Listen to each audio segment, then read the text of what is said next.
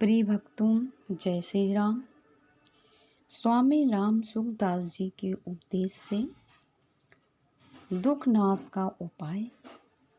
स्वामी राम सुखदास जी कहते हैं कि भगवान के साथ अपनापन रखें। भगवान के साथ अपनेपन को लेकर उन पर दृढ़ विश्वास का होना, ये भक्त हृदय का प्रधान चिन्ह है। भक्तों का हृदय संपूर्ण जगत में अव्यक्त रूप से परिपूर्ण रहने वाले परमात्मा को आकर्षित करके साक्षात मूर्तिमान रूप में प्रकट कर लेता है। जैसे भक्त ध्रुव और प्रहलाद के लिए भगवान साक्षात प्रकट हो गए थे।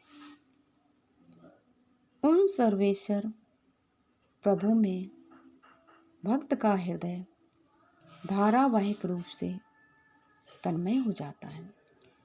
इस प्रकार हृदय की तल्लीनता तो मारीच, कंस, शिशुपाल आदि की भांति भय और द्वेष आदि के कारण भी हो सकती है, किंतु वह तल्लीनता भक्ति में परिणत नहीं हो सकती। अगर आप भक्ति रस के आनंद का अनुभव करना चाहते हैं तो प्रभु से प्रेम से अपनापन बनाइए। जैसे कोई व्यक्ति सर्वलोक पावनी गंगा जी में वैशाख मास में स्नान करता है तो गंगा स्नान से उसके पापों का नाश होकर अंतःकरण शुद्ध हो जाता है।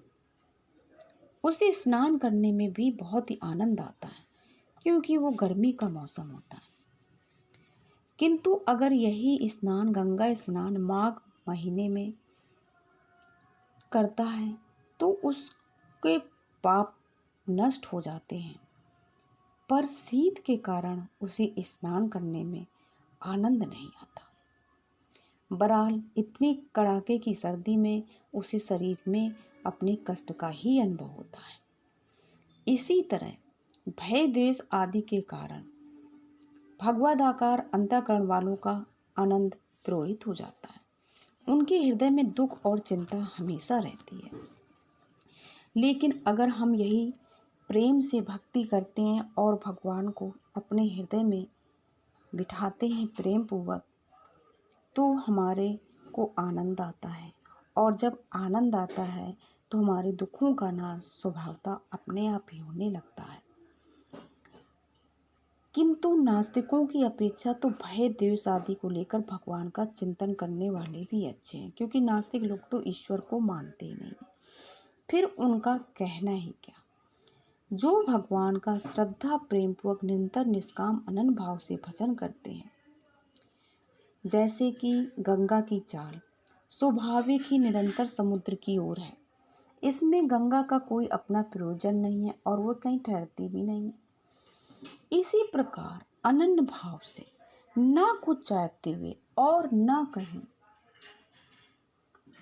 भगवत स्मरण से विराम लो और नित्य निरंतर निष्काम भाव से भगवान का भजन करो। जैसा कि श्री नारद जी ने अपने भक्ति सूत्र में 67 यानी 67वें सूत्र में कहा है, भक्ता एकांतनो मुख्या। भक्त को एकांत में ही अच्छा लगता है क्योंकि वो एकांत में अपने भगवान का भजन करता है और वो भगवान के साथ होता है। एकमात्र भगवान को इष्ट मानकर उन्हीं की अनन्य भक्ति करना ही सर्वश्रेष्ठ भक्ति है। इसलिए संपूर्ण जगत को भगवान का स्वरूप समझकर भी ऐसी भक्ति को साधन किया जा सकता है, क्योंकि स्वयं भगवान ही जगत के रूप में इतने सारे रूपों में प्रकट हुए हैं। तो शरीर से तो करो सबकी सेवा और मन से करो भगवान का रूप स्मरण भजन कीर्तन। तो इससे ये होगा कि संसारी लोग भी सुखी रहेंगे और हमारे को अंतःकरण में आनंद की प्राप्ति होगी और हमारे दुखों का नाश हो जाएगा।